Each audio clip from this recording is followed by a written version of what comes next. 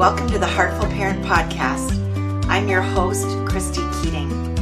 In this podcast, we talk about it all, our parenting, our partnering, and our professional lives, because they are all a part of us, and we were never meant to do this alone.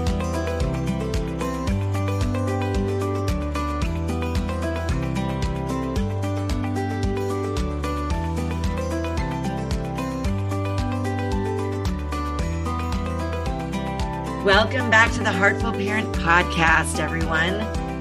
We've got a really important conversation on deck for you today. I want to start this by letting you know that this conversation is a conversation that is for adults and not for kids. So if you've got littles with you, you may want to pop in your earbuds or put this on the back burner for another time when you've got some time to yourself. And the reason for that is because we're going to be talking about summer camp and child sexual abuse and how we can prevent the two of those from meeting. The guest that I have today is a true expert in the field. She and I met through the National Coalition to Prevent Child Sexual Abuse and Exploitation. We are now co-chairs of the membership committee for that coalition. Last year, we did a series on social media together, talking about various aspects of safety and prevention. Her name is Cherie Benjoseph, and Cherie has been in the field of social work since 1989, after graduating from Boston University with her master's in social work. She's been serving as a licensed clinical social worker for over 30 years in various school settings. And then she founded a nonprofit called the KidSafe Foundation in 2009. KidSafe Foundation has a focus on child sexual abuse primary prevention. Cherie approaches her work as an expert in child sexual abuse prevention from a really proactive perspective and believes that educating professionals who are working with children and parents about child sexual abuse in all sorts of youth-serving organizations will strengthen our families and help protect our children, which really, in the end, will break that cycle of abuse. Cherie and I see eye to eye on this, and the work that we do overlaps in big, big ways. Presently, Cherie is the director of National Outreach and Education for the Center for Child Counseling, which sort of merged with the KidSafe Foundation last year. And she works with national and local leaders to improve defining the ever-changing issues around protecting children and how to help them, their parents, and their guardians, as well as all child-serving professionals. She's been speaking nationally at conferences and symposiums for over a decade. She loves to have conversations about talking to kids about personal safety. And like me, believes that a safe society free from sexual abuse and exploitation is attainable. Cherie is a mom of two. They're both grown and flown. She's a survivor herself. She practices Qigong. She loves working with clay, traveling, and spending time with her family. I love this conversation with Cherie because it is so, so timely. If you have a child going to summer camp, this conversation is for you. In this conversation, we dig into the questions that you must be asking the director of your child's summer camp, whether it's a day camp or an overnight camp, a week or, 10 weeks. She really talks about what are those vetting questions that we need to be asking to get at how safe is this camp? How well trained are the people that work there? And then she also talks about the conversations that we need to be having with our kiddos before we send them out the door to summer camp. I love summer camp, as you'll hear me talk about in this conversation. And I recognize that it is, one of those places where abusers can achieve their aim. And so we've got to be smart and savvy and ask lots of questions. So with that, I'm going to turn the floor over to Cherie to talk about the work that she does in this space, CampSafe, which is a part of the KidSafe Foundation and the Center for Child Counseling, and really all the things you need to know before summer hits. Enjoy. All right. Welcome back to the Heartful Parent Podcast, everyone. As I said, I am so excited to introduce you to my friend, my colleague, Cherie Benjoseph of the Center for Child Counseling. Cherie, thank you for being here. I am so glad to be on with you again, Christy. I've missed you. I know, I've missed you too. You know, for those parents who are listening to this and think, wow, Cherie's name sounds really familiar. She and I did a series in 2022 on Facebook called Savvy Conversations for KidSafe Parents and had a great time doing that. So you may remember Cherie from that, but I'm really excited to have you back to have a longer conversation today and to talk about summer camp because, as we're recording this, it's May 2023. Summer camps are right around the corner in some parts of the country sooner than others. Here in the Great Pacific Northwest, we don't get out of school till the end of June. So we're a little further off than in other parts of the country, but this is something on parents' minds, right? How to keep their kids busy during the summer. And so I want to talk about that with you today. Well, this is an area that I am absolutely immersed in right now, as it is that pre-summer get prepped and get going. And the first thing I want to say to the listeners is it is not too late to vet your camp. It's not too late to figure out if this is the right camp for my child, especially when it comes to my special area, which is, of course, safety.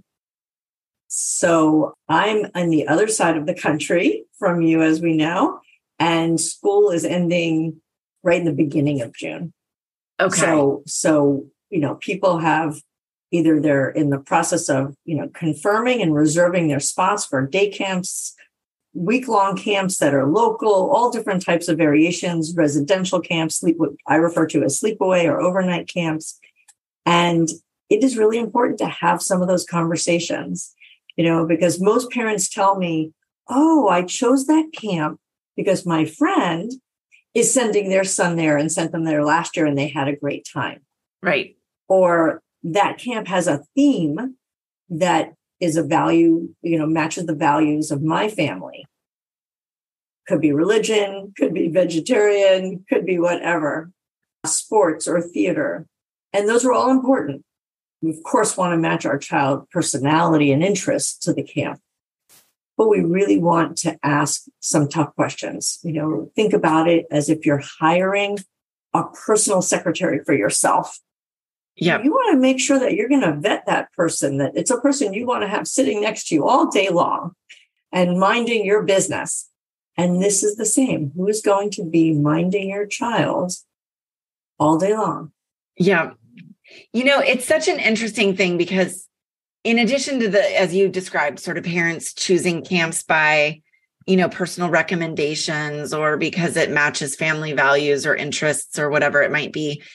I know in my part of the country, and I do not believe we are unique in this way, some of it is just camp is sort of a substitute for childcare, right? I need my kids occupied while I work or while I do whatever, or so I don't lose my mind, over the 2 months that they're out of school. And so I see a lot of parents piecemealing it, right? This week they're going to science camp. This week they're going to soccer camp. These 2 weeks they're going to overnight camp or whatever. And it's such camps fill up quickly. They fill up early. And so I feel like there's this mad rush and parents are so desperate sometimes to get their kids in to the programs and fill the summer that we don't stop and think about some of these safety issues. And that may be because there's just an assumption that this is a youth serving organization. They must have thought about safety, right? So Cherie, talk to us a little bit about those assumptions that many of us make and whether they're fair assumptions or not. That's a fair question because we do make assumptions. And we make assumptions that the babysitter is safe because other people have used her. We make assumptions that the coach of the soccer team is safe because he's received a job as coach or is volunteering from the goodness of his heart. And we tend to put aside the fact that that actually holds no credence. Do not make logic between just because this person is an amazing volunteer with children, that means he or she is safe. Two separate beings. In fact, offenders will make it a point they want accessibility, and opportunity to harm children. So they often will put themselves in positions that they are caring for our children at camp, at an after-school program, at sports, etc. So the two do not mesh. We need to do our due diligence as parents. And I will say, I was one of the parents that you described, where I had my kid, sometimes they went to day camp, the same day camp for the whole summer, but usually it was basketball camp, then theater camp, then cooking camp. And like literally each week was a different location, different people. And it was a concern for me because I had to go in and make sure that they were aware that I am an aware parent, that I am watching them. I am going to walk in and do a surprise visit at least once while they're in camp, if it's a day camp, not in a sleepaway camp, and my presence be there. And that's part of being an advocate for your child, is making sure that you have a relationship with the people who are caring for your children. Yes. I think whether it's camp or school or whatever, when the adults that are interacting with our children know that we're on top of it, paying attention, it makes our children less likely to be the target of any, victimization. Absolutely. Okay. So one of the things you've mentioned so far is just that idea of being present, letting them know that we're there, maybe dropping in if that's a possibility. It may not be in all camps, like overnight camps. My daughter goes to overnight camp out of state. So, that's a different scenario that we'll talk about, but letting them know that we are paying attention, we care, we're involved. I want to roll this back a little bit before we get to that point. We, as the parent, should meet the camp director. And in today's day and age, that could be a Zoom. We don't necessarily have to meet them in person because often we do not live near where the director is living. But we need to make face contact with this person and ask them, who should know everything, some hard questions, some real questions. And once we up the ante and all of us as parents are asking these questions, and maybe they might sound to you today a little bit tough. But with that said, the more we ask these questions, the better implementation of protection they will start doing at camp. Well, and I want to talk about what those questions are, but I also feel like, for those parents who feel nervous about asking questions or that might offend the camp or the director or whatever, I just want to remind parents that those individuals who are in charge of youth serving organizations, serving kids, they will either be totally okay with these questions and expect them. That's the best case scenario. And if they're not, then the question has to be, do we really want our child attending this camp? Right? 100%. Because to me, that is one of the red flags. Yeah. Any director of any type of camp needs to be able to talk about the personal safety of children, be it around bullying, be it around sex abuse. They need to be comfortable with it, because if they're not comfortable with it, the trickle-down effect into the staff is that we can't really talk about these things. So the first piece of it is when you start asking these questions. And by the way, you are your child's advocate. You have to do your homework. So let's all put on our big girl panties. Listen, it wasn't easy for me in the beginning when I first started doing all this type of work, even to ask when my daughter was going on a play date with a new friend, by the way, do you have a gun in your house? And if so, how is it stored? Right. We asked that too. And we literally had a situation where she went on a play date and there were guns on the table, and both of the people were police officers. And that's what they did. And that was the last time she went on a play date there, because just because it's a police officer's gun doesn't mean it can't kill anybody. Right. By accident. Right. So we need to learn how to ask these questions, because we are our children's first advocate. And these aren't scary questions. It's information that we want to make sure that the director can speak to us comfortably about it, and also build our confidence that, oh, we can talk to this director about serious things. As you say, that we have to learn to be their best advocate. And I think what a lot of parents do is, if they talk to their, talk or think about safety, they talk to their children about safety, they give them some tools. And that's important, right? We need to be doing that. But I also want to remind everybody that the safety of a child is an adult's responsibility, right? It is not their responsibility. 100%. And it is never their fault if something happens to them.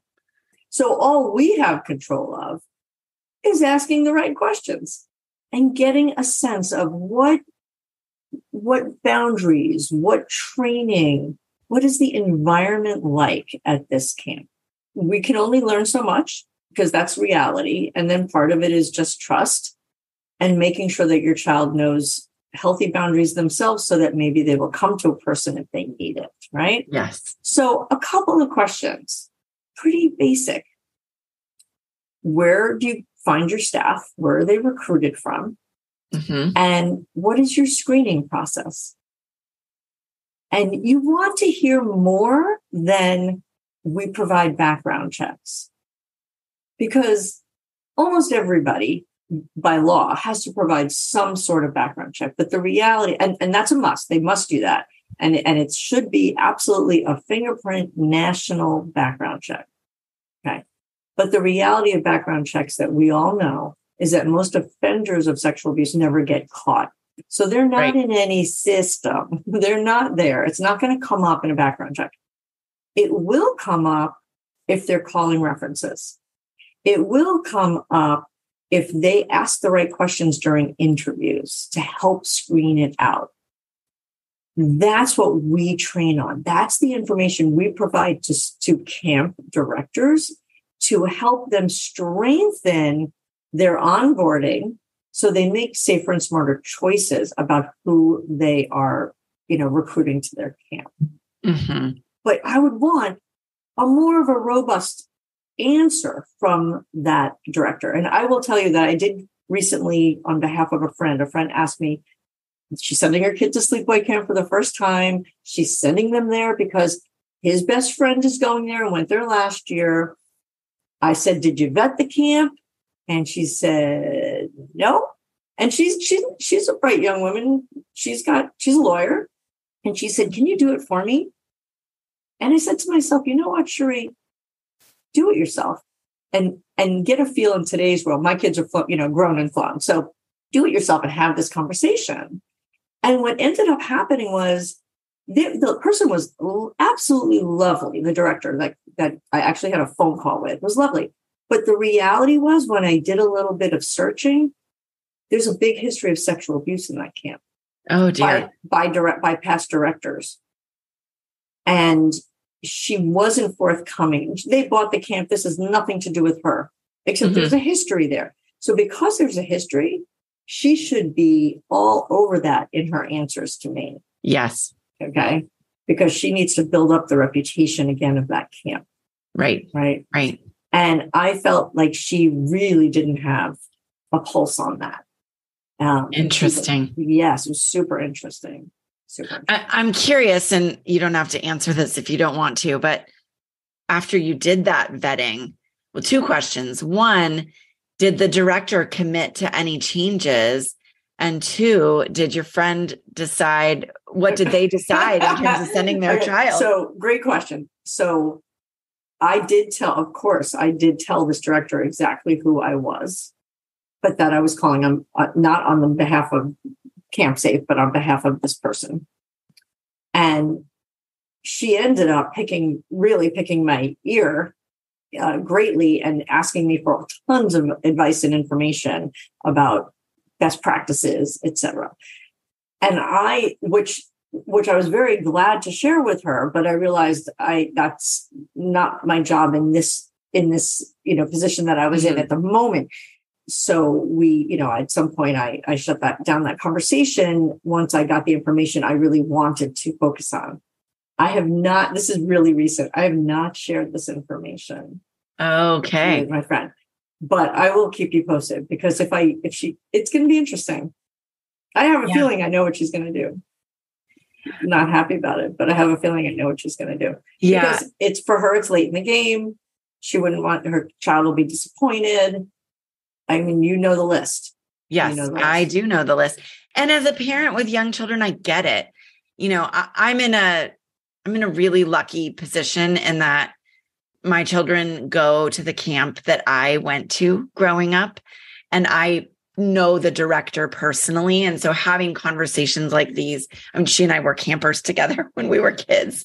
So having conversations like these are much easier to have than they might feel for some parents. But I do understand that, this is the happy place for my kids, right? So 100%. I cannot imagine having to tell a child no. I want to point out that sexual abuse can happen anywhere. There is no guarantee. It doesn't matter what training camp goes through. Offenders are savvy and they can sneak through an interview. They know exactly what they're doing. 100%. And that's what makes this very gray. This is a very gray area. But the idea is that the camp has had to put into place really important guidelines, best practices. They need a child protection policy that really you feel confident that they've spoken directly with their staff about this issue and what the protocol is. A lot of camps don't have to do that. Right. There are camps that you're sending your children to that are not licensed. Ask if they have a license. Some states don't require that, which means there's no oversight at that camp. That has to do with not about sex abuse only. That has to do with all of the safety issues, from food safety to water safety, everything. Right.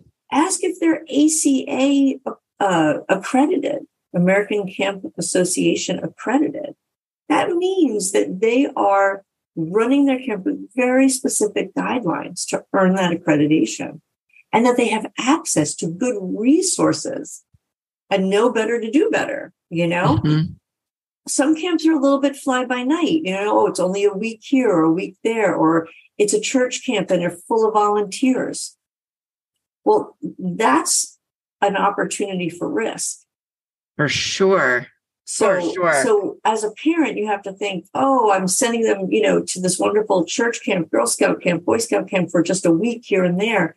That doesn't mean that it's safe. Okay. So you shared a couple of the initial questions to ask the camp, and then followed up with, finding out, are they licensed? Are they accredited, et cetera, et cetera.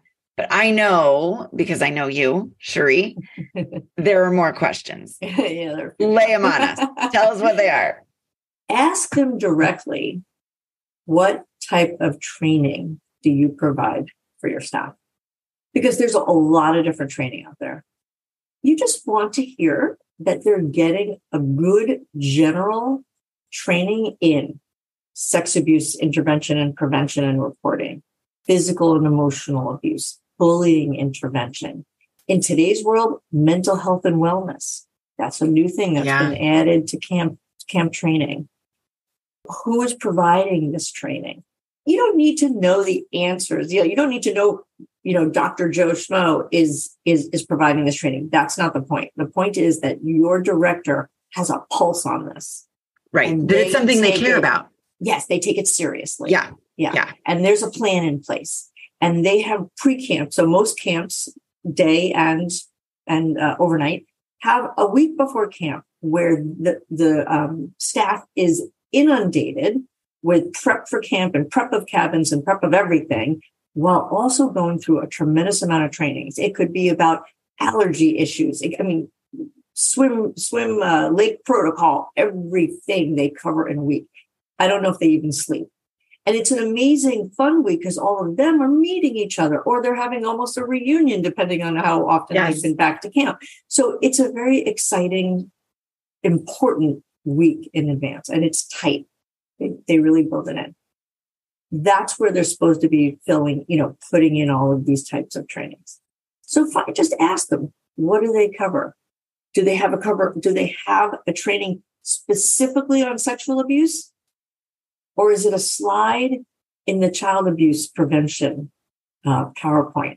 Yes. Because that's not training on sexual abuse prevention.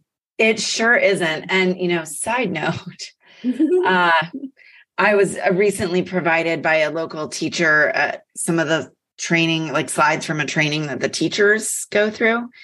And it was 2 slides on child sexual abuse prevention. And I thought, this is completely inadequate, right? That is not. Welcome to my world. I mean, I've been struggling with that issue in schools, and because we do, obviously we do trainings in schools, et cetera. Sexual abuse prevention is its own beast, and it needs to be treated that way, especially in the camp world. These kids they have access to each other, and there's a whole thing about camper on camper abuse, which I know parents aren't even necessarily thinking about. Sorry, listeners. But the reality is with child sexual abuse, much of it, I think 40% is really child on child, which in a camp world would be called camper on camper. They could be same age children. They could be older with the younger. It varies. But that's a reality. And so what is the camp doing to prevent that? How are they So one of the next questions is, how are the supervisors, the head higher level supervisors, supervising the counselors? And what are they teaching those counselors who are boots on the ground about how they supervise the campers, especially during what we call like downtime, transition time, hang out in the cabin time, shower time, and of course, bedtime. Right. Right. And first of all, I'm a huge supporter of camp. So I don't want anyone to think out there in podcast land that I'm anti-camp. I am pro-camp.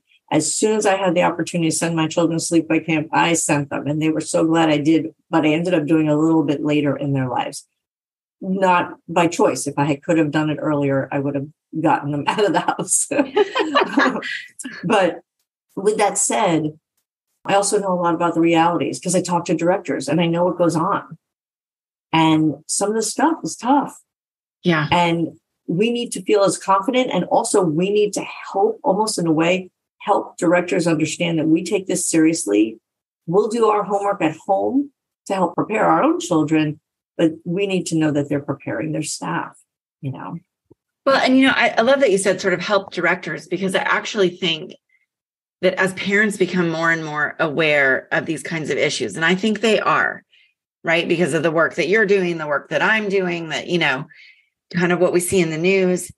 I think a camp staff that is well-trained and well, educated on issues like this, and others as well, as you said, other safety issues that occur, allergies, bullying, mental health, that is a huge selling point potentially for a camp, right? To promote what they've got going on, because, hey, parents, look at us, right? We're swinging a pendulum right now in our society because parents know more about all of these things, and we're all more comfortable talking about these things. 10 years ago, we would not be having this conversation in quite the same way. I think that camps are used to do these types of trainings and sort of hide it. Now I want them to do these types of trainings. I want them to have a certificate on their website saying, we are CampSafe trained. We are mental health and wellness trained. We are whatever it is. Mm-hmm. and literally wear the badge. Yes. And say, we want to partner with our parents on protecting, because safety, all types of safety is obviously the highest priority for camp, because if it's not safe, it's not fun. So I'm looking at this moving forward as we get even more involved with parents, that this needs to become a conversation between camps and parents. Yeah. It needs to be on the website, how to prepare your child. Parents can ask the camp, say, can you do a Zoom for us about 2 months before camp starts? not a month, but not a week before camp starts, how to talk to our kids about personal safety in regards to getting them ready for camp. Yes. And I actually want to turn to that. But before I do, are there any other questions that parents should be asking the camp itself, the director? Yeah. If a parent has a concern, or a camper has a concern, or even a staff member has a concern, what is the procedure at your camp? Who do they go to? Who is their child protection team? Is this person accessible to my child? I want to tell my child who these people are before they go to camp. I'm going to show them the picture on the website. This is Janie. This is John. This is so-and-so. You can approach these people and talk to them about anything. Okay. I love that. Framing that as, who's your child protection team, and then making sure our kids know who that is. We've said, and I cannot emphasize this strongly enough, but safety is the responsibility of the adults in a child's world. And that's not, I don't say that from a blaming standpoint, right? If something happens to your child, it doesn't mean you're a bad parent or you've done something terribly wrong. It is always, always, always the fault of the perpetrator. I want to be careful about how I word that, but I want to be equally clear. It is never the child's responsibility to keep themselves safe. They do not have fully developed brains. They are, in most cases, much tinier, smaller, younger, less aware, less experienced, et cetera, et cetera. And we do need to provide them with some information. So what do you think, what kinds of conversations do you recommend that parents have with their kiddos before they head off to camp? So the first piece of that conversation is that you need to check in with yourself and say, how much anxiety is this whole thing bringing me about sending my kid off to camp? Because you need to keep that in check.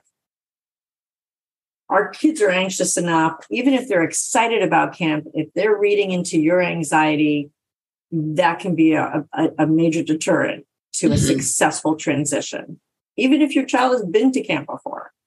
So coming from a place of calm and not saying, oh my God, I've got to teach my kid how to avoid sexual abuse. That is not the conversation. Okay. So that's a really important piece though, because, in the old days we had, the birds and bees conversation. It was one time they checked it off the list and they moved on with their parenting. We do things differently now. We really build things up when it comes to skills. So numerous months before, preferably at least 2 months before, you get that camp list. And you as mom or dad or caregiver or whoever you are, you don't start packing by yourself for your child's trip to camp. You engage them in this process. And while you're engaging them in this process, and you're sitting there labeling all of these things, you're explaining that these are your belongings. And I don't care if you're explaining it to the 7-year-old who's going to camp, or the 4-year-old who's going to go to day camp, or the 13-year-old who's going to sleepaway camp and has been to sleepaway camp. These conversations are not one-time conversations. You start talking about personal belongings. You start talking about privacy. You start talking about personal space in the bunk area. And you start asking questions. Oh, tell me about what your space was like last year. How you keep your belongings. If it's a new person, you say, this is a shower caddy. and this is how you use it. And you wouldn't share your toothbrush because that's a personal item. And the rule at camp is that you can't share your bed. Your bed is your personal space. Yeah. So do you see how you're building into a regular conversation with your kiddos about these types of things? You're not sitting down and having a conversation about don't let anybody touch you. Well, right. And that's what I love about that, because that is it feels like a much easier conversation for parents to have, right? Don't share your toothbrush. Yeah. Don't share your bed, right? Don't lose all your stuff, which is the conversation I have to have with my older daughter because she'll lose it all. Yeah. But this is the beginning. This is literally getting them into a different mindset that you are actually responsible for yourself and for your stuff.